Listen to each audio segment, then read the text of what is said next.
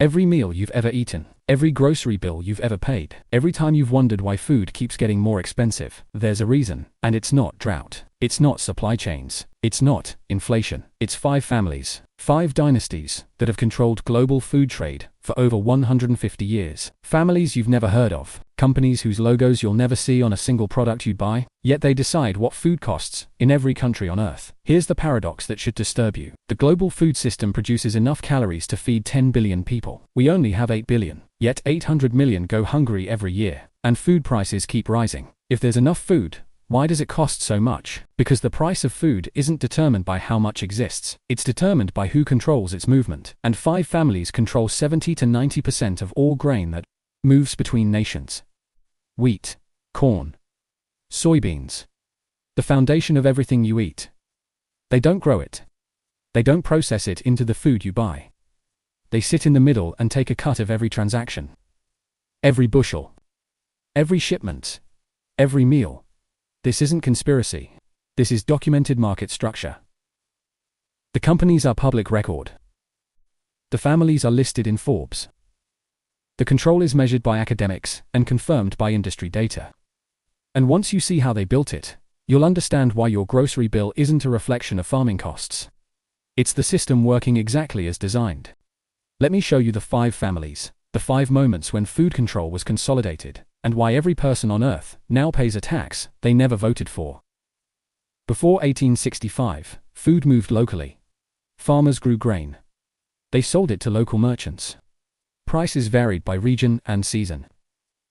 If you had a good harvest, you ate well and sold cheap. If your neighbor had a bad harvest, you sold to them at a premium. It was inefficient, chaotic, and genuinely competitive. No one controlled the flow, until one man changed everything. William Cargill was the son of a Scottish sea captain who settled in America. In 1865, at the end of the Civil War, he saw an opportunity. Railroads were expanding westward. The Great Plains were becoming America's breadbasket. And someone needed to store and transport all that grain. Cargill didn't want to farm. Farming was hard work with uncertain returns. He wanted to be the middleman. So he bought a single grain storage facility in Iowa. One warehouse. One location. That was the beginning. Cargill's insight was simple but revolutionary. Farmers needed to sell immediately after harvest because they had no storage. Buyers needed grain year-round. Whoever controlled storage controlled timing. And whoever controlled timing controlled price. So Cargill built more warehouses. Then he built relationships with railroads. He could store grain when prices were low and ship it when prices were high. Farmers had no choice but to sell to him because he had the only storage. Buyers had no choice but to buy from him because he controlled the supply. The margin between what he paid farmers and what he charged buyers was pure profit.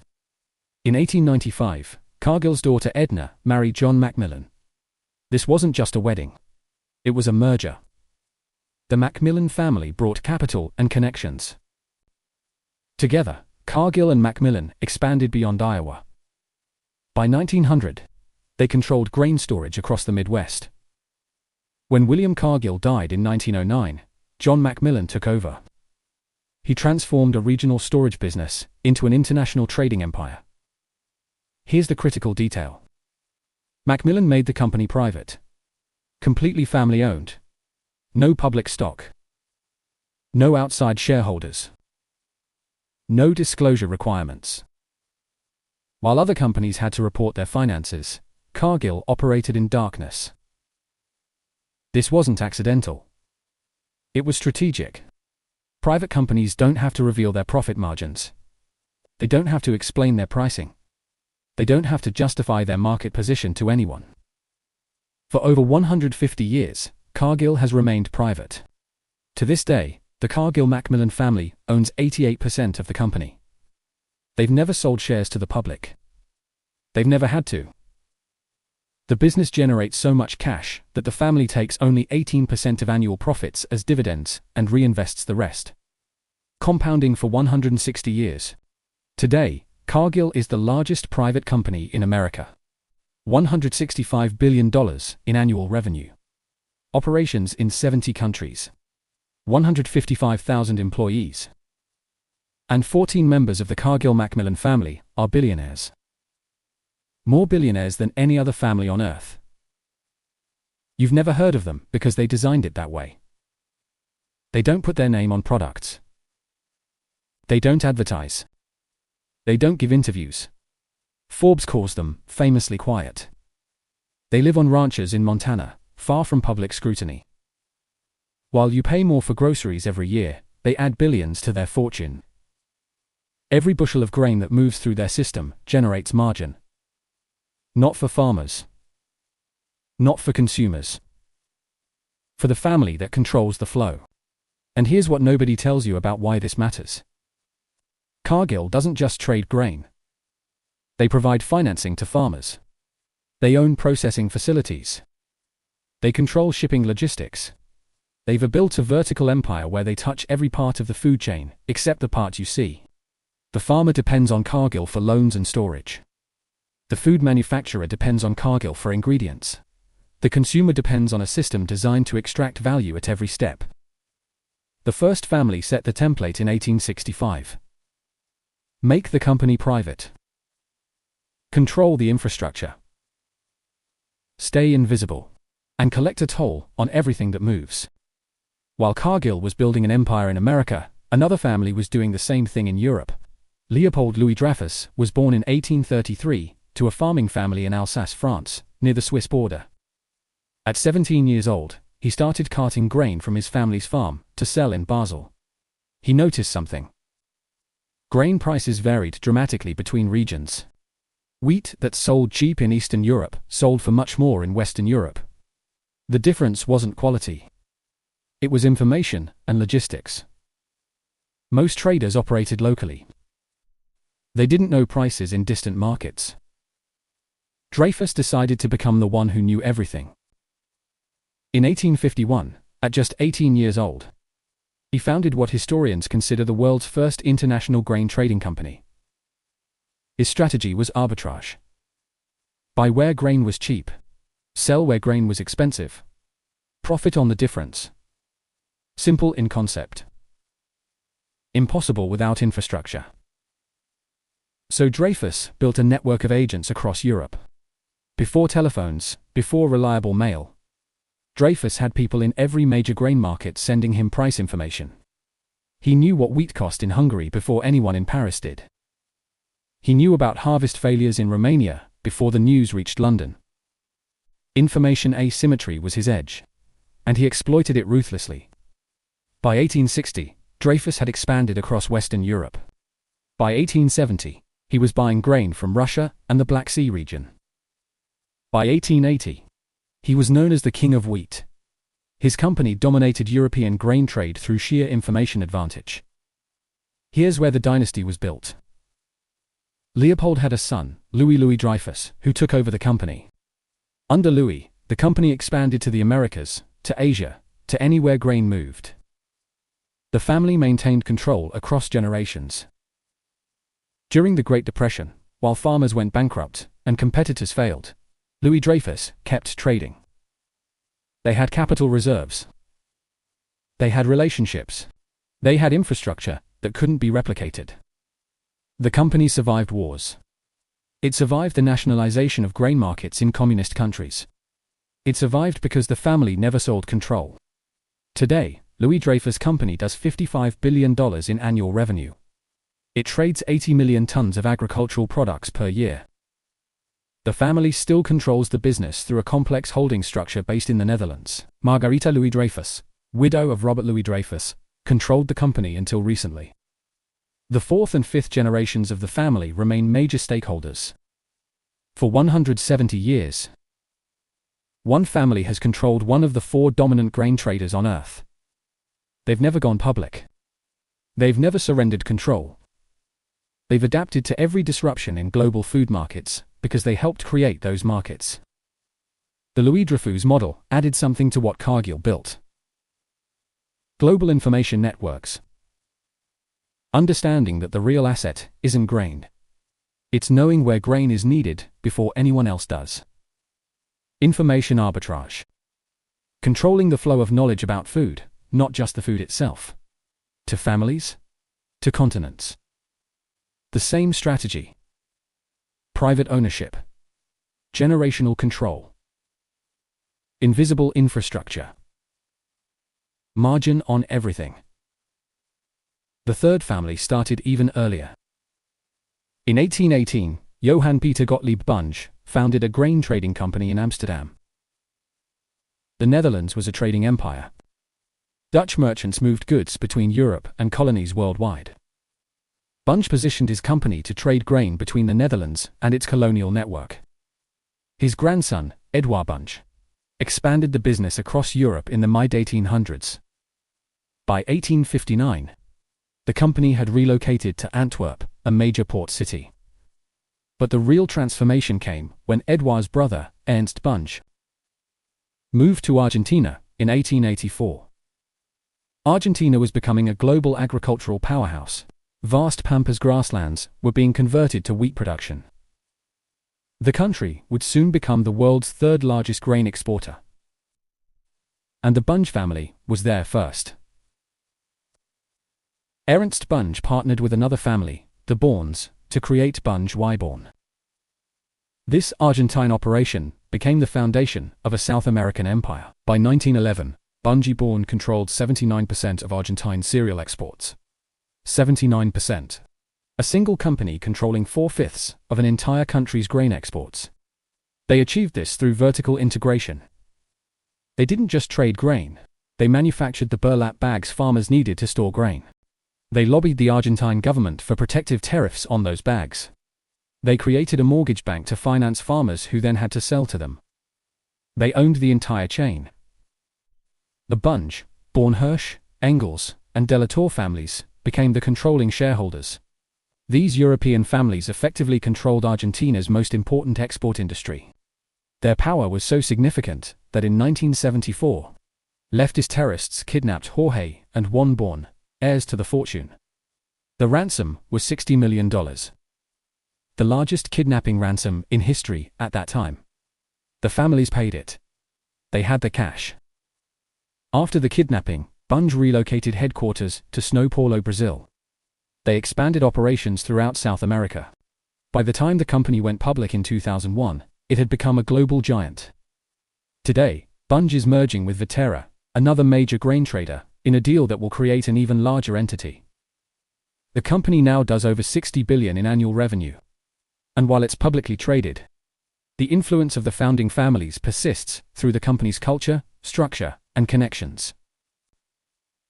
Bunge added another innovation to the food control playbook. Political integration. They didn't just trade in countries. They shaped those countries' agricultural policies. Tariffs, financing structures, infrastructure investments. When you control enough of a nation's food exports, you become too important to regulate. Too embedded to remove. The government needs you more than you need them. 3 families. 3 continents. Each controlling a critical node in the global food system. But they weren't competitors in any meaningful sense. They were an oligopoly, a small group controlling an entire market. They traded with each other. They divided territories. They stabilized prices at levels that suited them. Not farmers. Not consumers. Then the 4th family took a different approach. They didn't just trade grain. They processed it. And they got caught. Archer Daniels Midland was founded in 1902, but it became a family dynasty under Dwayne Andreas. Andreas joined a DM in 1965 and became SIG CEO in 1970. He transformed the company from a regional processor into a global agricultural powerhouse. His strategy was political as much as commercial. Andreas was one of the most connected businessmen in American history. He donated to both political parties. He had personal relationships with presidents from both sides. Nixon, Carter, Reagan, Clinton, both Bushes. Andreas understood that agricultural policy was government policy. Subsidies, tariffs, trade agreements. These weren't market forces. They were political decisions. And he wanted to influence those decisions. Under Andreas' ADM, expanded into every agricultural commodity. Corn processing, soybean crushing, wheat milling, ethanol production. The company's slogan was "Supermarket to the world," but internally, they had another approach: price fixing. In 1996, a DM pleaded guilty to the largest criminal antitrust violation in American history at that time. They had conspired with competitors to fix prices on lysine, an amino acid used in animal feed, and citric acid. The fine was $100 million. Executives went to prison, including Michael Andreas Duane's son. The FBI had an informant inside the company for years. They recorded meetings where a DM executives sat with supposed competitors and agreed on prices. They allocated market share. They rigged bids. The recordings were damning. ADM executives joking about how the customers would pay whatever price the cartel set. Here's what the lysine case revealed. These companies don't actually compete. The grain traders, the processors, the commodity giants, they coordinate. Not always illegally. But they understand that competing on price hurts everyone in the industry, except farmers and consumers. So they find ways to avoid real competition. After the scandal, ADM paid its fine, reformed its compliance programs, and continued operating. Duane Andreas remained influential until his death in 2016. His nephew, G. Andreas, later became CEO. The family maintained significant influence, even as the company went through leadership changes. Today, a DM does over $100 billion in annual revenue. It remains one of the 4 dominant agricultural trading companies. And the lesson of the lysine scandal has been absorbed by the industry. Don't get caught. The meetings still happen. The coordination still exists. It's just more careful now. The Andreas contribution to the food control system was demonstrating that even when you're caught cheating, even when you pay the largest fine in history, the system protects you. Too big to fail. Too important to dismantle. $100 million sounds like a lot. It was less than 1% of ADM's annual revenue. A cost of doing business. A parking ticket for price fixing. The 5th family is the one that connected all the others. The Freebor family built Continental Grain, which for most of the 20th century was the largest grain trader in America, larger even than Cargill. Michel Freebor led the company for decades. Under his leadership, Continental became the link between American grain production and global markets. They pioneered grain sales to the Soviet Union during the Cold War. They opened China to American agricultural exports. They built trading relationships that governments couldn't match. But here's the revealing part.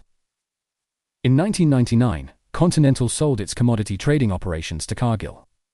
The Freebor family decided they'd rather invest in other grain companies than operate their own. They became the family that owned pieces of everyone else. Today, Continental Grain is an investment company. And their investments are strategic. In 2018, Continental Grain waged a successful activist campaign against Bunge, gaining seats on Bunge's board of directors. The Freebors, who built one of the original grain trading empires, now sit on the board of their former competitor. This is how the system perpetuates itself. The families don't compete.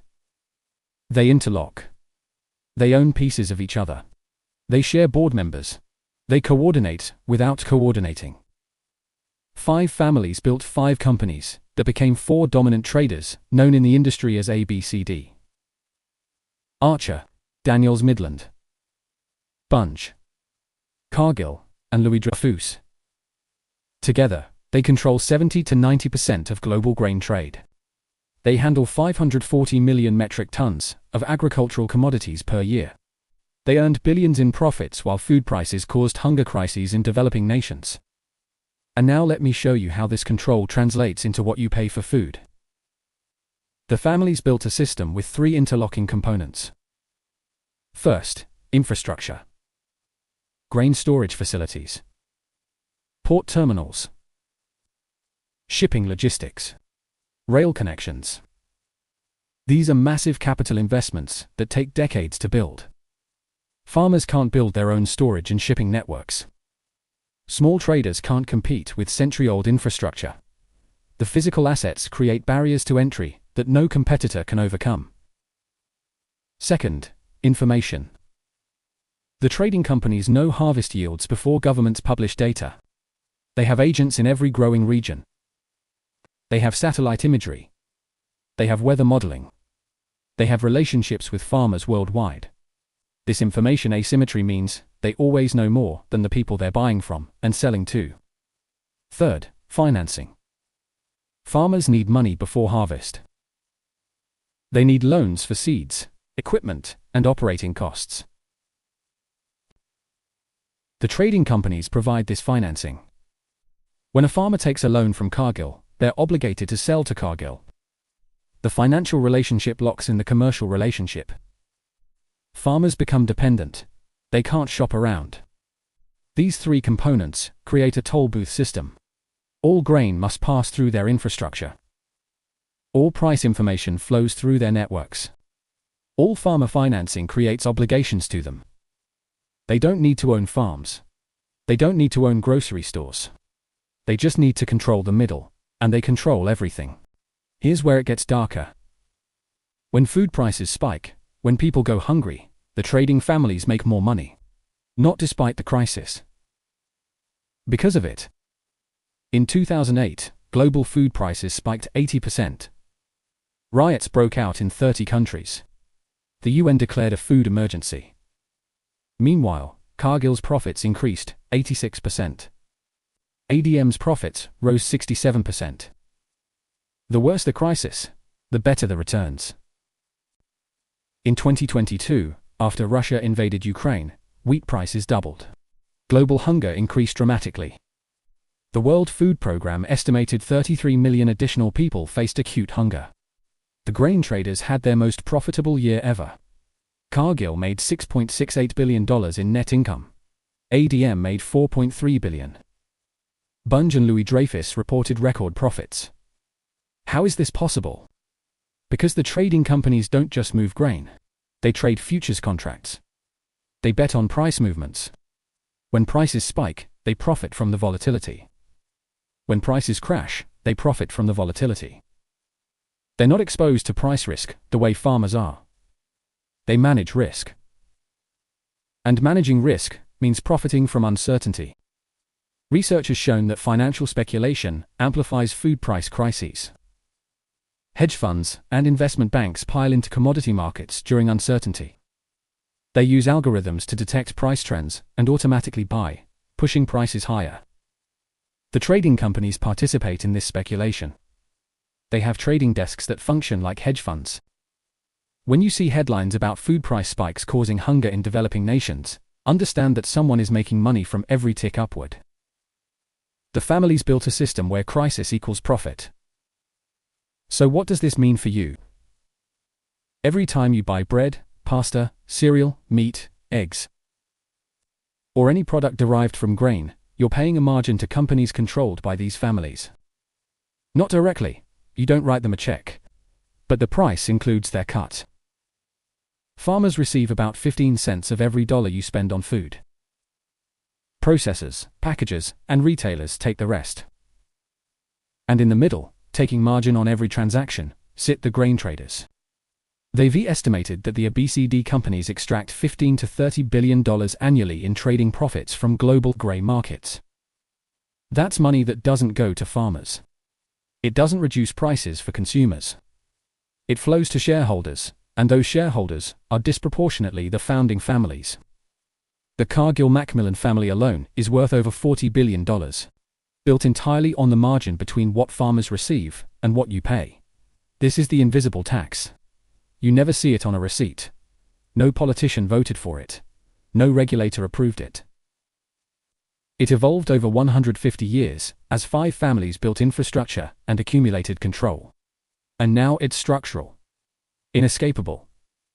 Embedded in every transaction. You can't opt out. You can't buy grain that didn't pass through their system. They are the system. The families have created a system with no exit. Start with the infrastructure problem. To compete with Cargill, you'd need billions in port facilities, storage capacity, and logistics networks. No startup can raise that capital. No government wants to nationalize grain trading. The infrastructure barrier is permanent. Then there's the information problem. The trading companies have relationships built over generations. They have data going back a century. They have employees who've worked in every grain market on Earth. This institutional knowledge can't be replicated. You can't Google your way to competing with 160 years of accumulated intelligence. Finally, there's the political problem. These companies are embedded in agricultural policy worldwide. They advise governments. They fund research. They employ former regulators. In America, agricultural policy has been shaped by company lobbyists for decades. Ethanol mandates, crop subsidies, trade agreements. These policies benefit the trading companies as much as farmers. Breaking up the grain oligopoly would require coordinated global action. But governments don't coordinate on agriculture. They compete. And while they compete, the trading families profit from the chaos. The system is self-reinforcing. The more powerful the companies become, the more they can shape the rules. The more they shape the rules, the more powerful they become. There's no market mechanism to disrupt this. There's no political will to address it. The families won. And you pay. Forever. 5 families. 5 dynasties spanning 150 to 200 years. Control of 70 to 90% of global grain trade. The Cargill-MacMillans of America. The Louis-Dreyfuses of France. The Bunges and Borns of Europe and Argentina. The Andreses who showed the system protects its own. The Freebirds who connected everyone and now sit on their competitors' boards. They don't compete with each other. They coordinate.